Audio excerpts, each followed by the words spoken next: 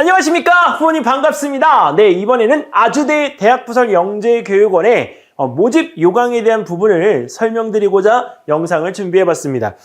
이번에 아주대학교 영재교육원 약간의 변화가 좀 있더라고요. 네, 이게 선발하는 모집 분야에 대한 부분도 어느 정도 정리가 돼서 합쳐졌습니다. 자, 그리고 여기에 있는 이 부분에서 이해가 좀 필요하기 때문에 전년도에 우리가 설명드렸던 아주대 영재교육원의 이제 영상들은 잊어버려 주시고요. 네, 올해 2025학년도 아주대학교 영재교육원 선발 영상을 참고해서 준비해 주시면 좋을 것 같습니다.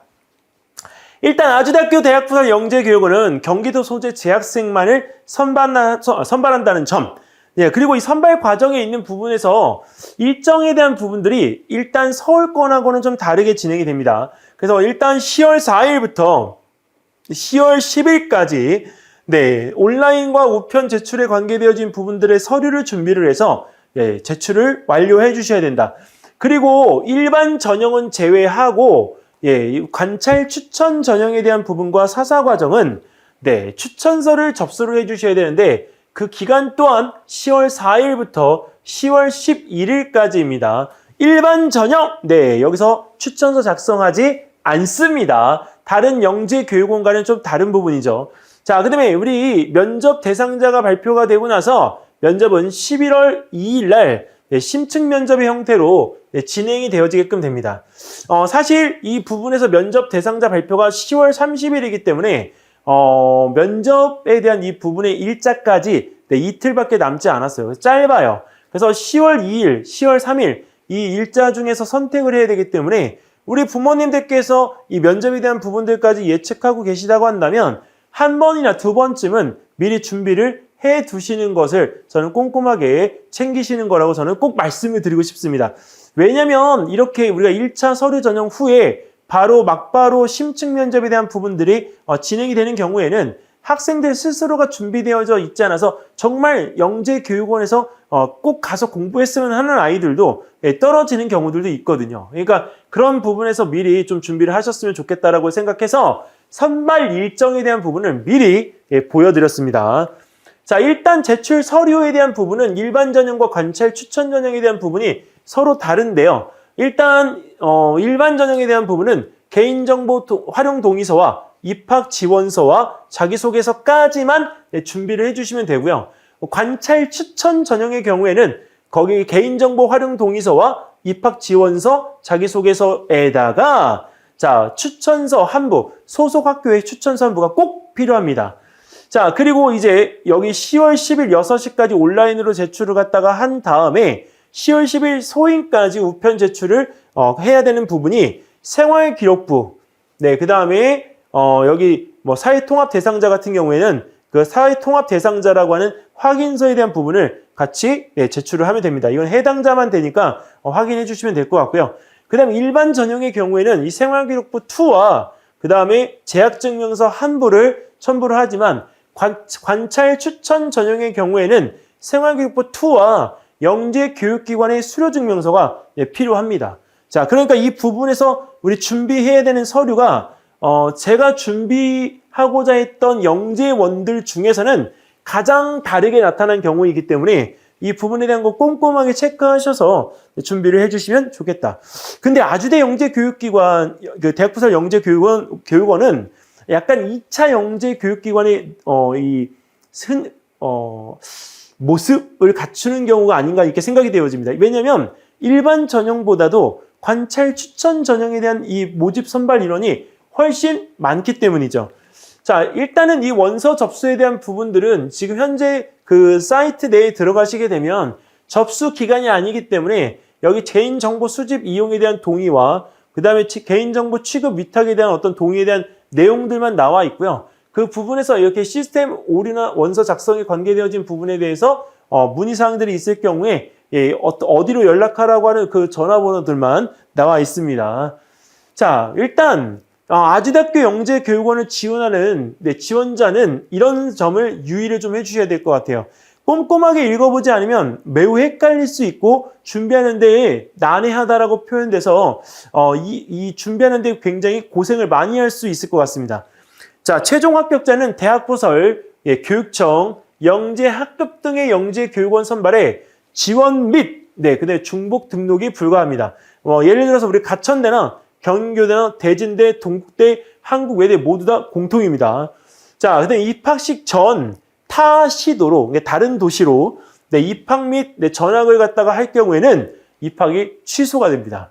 그러니까 이 부분에서 우리가 만약에 전학을 시도한다라고 할 경우에는 입학까지 하고 나서 전학을 갖다가 해야 된다는 점을 참고 삼아서 고민해 보시고요. 만약에 이 부분에 대한 게 입장 자체가 아직 명확하지 않다라고 생각이 되면 학교에다가 문의를 하셔서 이 사항에 대한 부분들에 대해서 관련 거기 이제 문의하시는 분들이 있거든요. 거기에다 전화하셔서 그분들에게 꼭 확인을 해 놓으시기 바라겠습니다. 자, 그 다음에 정원 미달 시에는 모집 인원에 상관없이 선발하지 않는다는 점 다시 한번 강조드립니다. 잠깐 물 한 잔 마시고요. 자, 근데 이 아주대학교 영재교육원에 전형이 다른 데하고 좀 다른 건 일반 전형과 교과 관찰 추천 전형이 있다는 겁니다. 일반 전형은 영재원이나 어떤 영재학급의 어떤 수료 여부 없이 우리 지원이 가능합니다. 근데 교과 관찰 추천 전형은 영재원, 그다음에 영재학급, 창의융합 상상소 2단계까지 우리가 수료한 학생 또는 수료 예정자가 아주대 지원할 수가 있고요. 그다음에 아주대 영재교육원의 체험캠프 이수자가 지원할 수가 있습니다. 이 경우에 있는 부분에서 우리가 일반 지원자가 아무런 준비 없이 지원할 수 있다? 없다? 없다입니다. 그래서 만약에 이 영재교육원에 대한 어떤 흔적이 단 한 가지도 없는 경우라고 한다면 일반 전형으로 지원을 해주셔야 된다는 것. 일단 지원 전형에서 동시 지원, 일반 전형과 교과 관찰 추천 전형으로 해서 동시 지원은 불가능하고요. 이 심화 과정에서 나누는 일반 과정과 관찰 추천은 105명, 사사 과정은 40명을 선발하게끔 됩니다. 일단 일반 전형에서는 심화 과정이 초등부, 그다음에 중등부로 나뉘는데요. 초등부는 현 초등학교 5학년만 45명을 선발을 하고요. 중등부는 현 초등학교 6학년만 60명을 선발하게 됩니다. 이 부분에 대한 것들을 좀 더 세부적으로 나뉘어서 살펴보면 초등부는 수학 융합 15명, 그다음에 AI와 소프트웨어 융합 15명, 과학 융합 15명을 선발하게 되고요. 중등부는 수학 융합 15명, 인공지능과 소프트웨어 융합 15명, 과학 융합 A, 과학 융합 B를 나눠서 15명씩을 선발하게 됩니다. 자, 근데 이제 명확하게 초등학교 5학년과 6학년 학생들만 지원할 수가 있기 때문에 학생들이 이 모집군이 확실한 만큼 학생들도 확실한 학생들만 지원을 하게 될 것 같습니다. 일단 그리고 사사 전형 같은 경우에는 총 40명 선발을 갖다 하는데요. 현재 초등학교 6학년 학생들 중에서 아주대학교 초등영재원 수료 예정자인 학생들을 대상으로 해서 담당 교사가 추천받은 학생들만 지원할 수가 있습니다. 자, 그 다음에 우리 현 중학교 1학년들은 교육청에서 인간 영재학급 또는 영재원, 창의융합상상소 2단계 수료자 또는 수료 예정자가 지원을 할 수가 있습니다. 그러니까 초등학교 6학년의 경우에는 사사과정에 지원을 할 때 기존에 있던 아주대학교 영재원에서 수료 예정자이며 담당 교사가 추천하는 학생들이기 때문에 이 학생들에 대한 이 부분들은 선발 과정에서 거의 명확할 것 같고요. 중1들 안에서의 어떤 경쟁이 이루어질 거라고 저는 생각을 하게 됩니다. 자, 그리고 관찰 추천인에 대한 어떤 자격은 일단은 여기서 지원자를 지도한 담당 교사 또는 지도 교수인데요. 영재교육기관에서입니다. 자, 근데 지원자를 지도한 학급 담임교사, 그리고 추천인 수는 우리가 여기 1번이나 2번에 있는 대상자임에서 딱 한 명만 됩니다. 자, 그 다음에 학원에 또는 과외 지도교사나 가족, 친족 등은 추천이 불가하니까요. 이 점에 대한 부분은 여기서 절대 안 됩니다. 이 부분의 4번은 말도 안 되지만 이 부분에 대한 것들이 가능한 줄 알고 가끔 질문하시는 분들이 있기 때문에 이 명목에 대한 부분을 갖다 넣어놓은 것 같습니다. 자, 추천서 작성 역시 아직까지 열려있지 않고요. 작성 기간이 되면 오픈이 되어집니다. 자, 지원 요약을 갖다가 하면 일단은 사사 과정에 대한 부분도 수학 융합, 인공지능과 소프트웨어 융합, 과학 융합 부분에 대해서 물리 과정, 과학융합 부분에 대해서 화학과 생물과정 각각의 분야에서 10명씩을 선발해서 총 40명을 선발하게끔 되어집니다. 자, 근데 이 서류 전형 이후에 지필평가가 없는 상태이기 때문에 면접으로만 평가되어지는데 그 면접으로만 평가되어지는 부분이 맞나요? 이렇게 물어보시는 어머님들이 계시더라고요. 근데 맞습니다. 왜냐면 그 모집 요강을 자세히 뜯어보면요. 평가 반영 비율이 1단계 서류 반영 비율이 30%이고요. 네, 2단계 심층 면접 반영 비율이 70%입니다. 예, 그래서 이 명확한 반영 비율이 있는데 일단은 1차 서류 전형 부분에서 일반 전형이 30% 내외, 그 다음에 관찰 전형이 70%입니다. 이거는 초등부 심화과정이나 중등부 심화과정 똑같이 모두 적용이 되어지고요.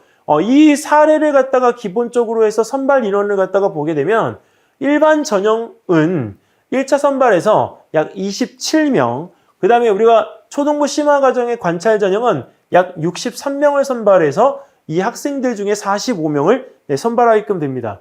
자, 그 다음에 중등부 같은 경우에는 여기 있는 이 부분에서 우리가 60명을 갖다가 선발을 하는데요. 그 60명에 우리가 2배수니까 120명이잖아요.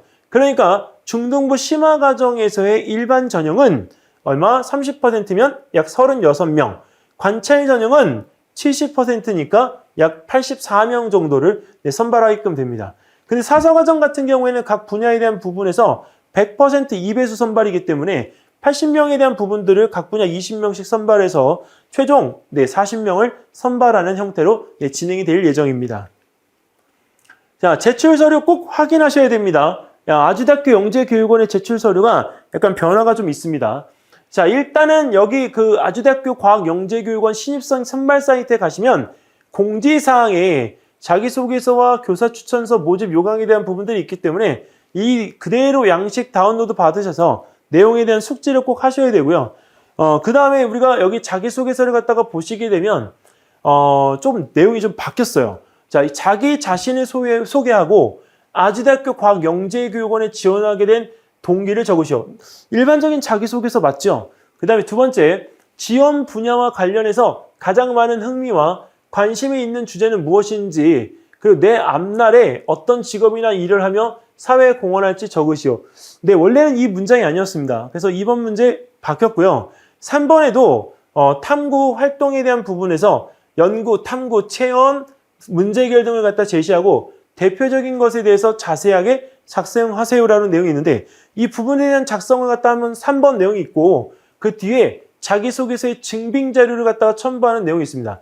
자, 이 자기소개서 증빙 내용에 대한 요약을 갖다가 제출하는데 여기에 활동 사진이나 첫 페이지, 주요 페이지, 그다음에 참가 확인서 등에 대한 어떤 이수증을 이 부분에서 넣을 수가 있습니다.